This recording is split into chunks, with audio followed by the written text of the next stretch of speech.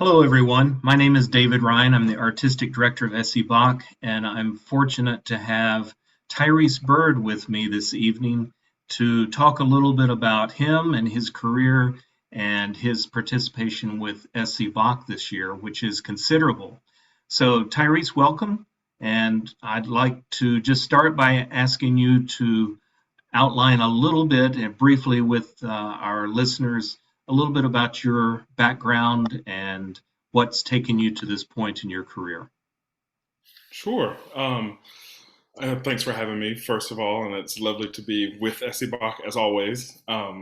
I grew up in the upstate, grew up just in Anderson County in Williamston, and um, met you at the governor's school. I went there for 2 years for the residential high school program, and also at Furman, where I did my undergrad.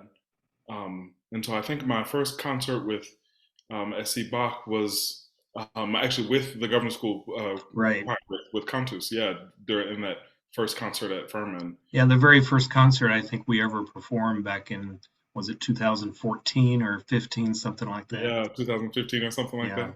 yeah, Um, so yeah, and with the choir doing the um, uh, Der Geist hilft uns der Schwachheit auf right. Yeah, with the choir that we worked tirelessly on. we did. Yeah, and then I think my first soloist concert with you all was the Bach Magnificat, the Magnificat in E flat, which was like my first year in undergrad, and I remember getting the score and saying, "This is too many notes." But yeah, so I am from the upstate and have really loved getting to work with SC Bach a lot, a Well, lot. you've been an important part of our concert history, and certainly this year is no exception. You're participating in three events with us this year, and it's great. What have you been up to since you left Furman? Since I left Furman, I came up to the University of Michigan to do my master's in voice performance, and I'm studying with my teacher Louise Toppin here, who is a fantastic soprano who performs all types of music, but it has a real specialty in African American art songs. So it's been lovely getting to work with her. Getting to know that repertoire, which I've really fallen in love with Mhm. and loved exploring a lot of that repertoire. And since then, I've gotten my master's from there, and I'm in a specialist in music degree right now, which I'll finish up in May. Very good. Well, like I said, you're a vital part of our programming this year, uh, performing in three of our big events this year.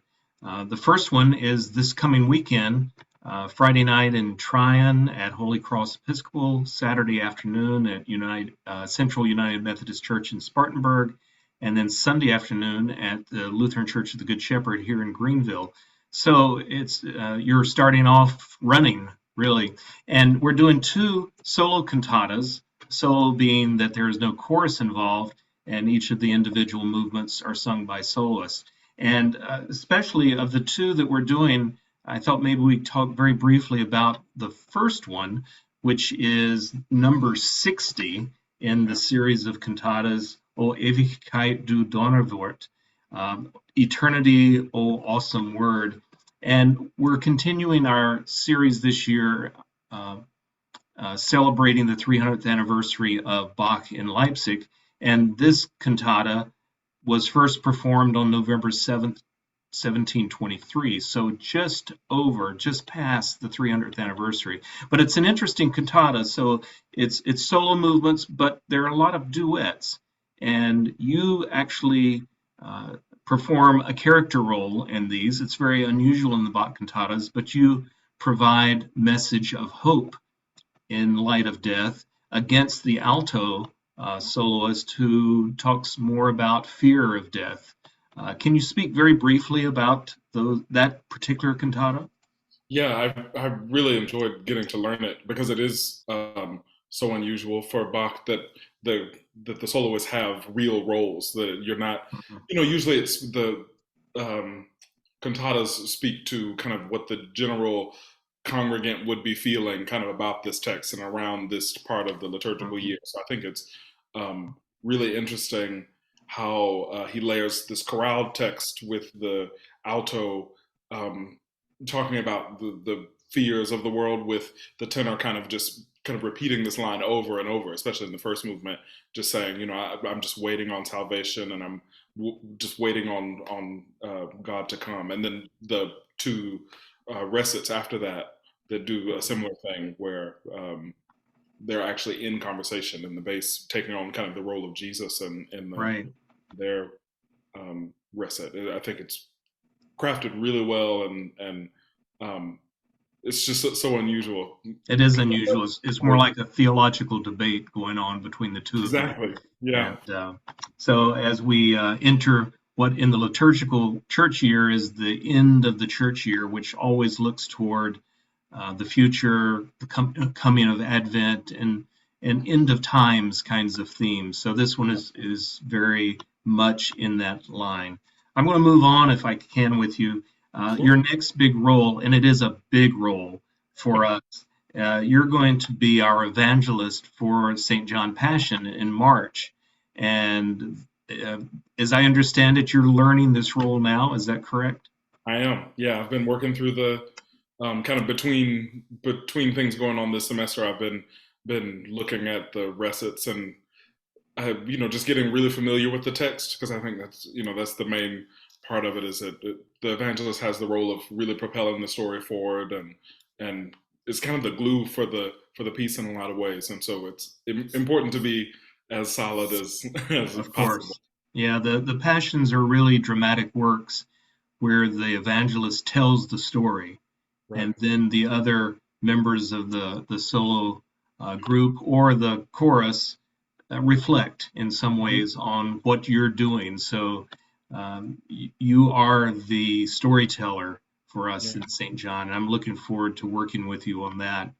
Wow. Before we go, before we go, you and your teacher are coming to Greenville in May to present a very different kind of program for SC Bach.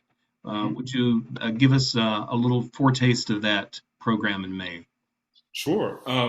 So we were coming to do a lot of the work, like I said, that I've done here, is the work of African American and members of the African diaspora, the works by those composers, and kind of what gets left out of the Western classical canon, as it were. And so, of course, I love doing the music of Bach as well. But it's that we can do a lot of work now to kind of put those canonical composers in conversation with some lesser known folks. And so that's kind of what we're Mhm. trying to do. And we've been focusing the programs on um, composers who take um,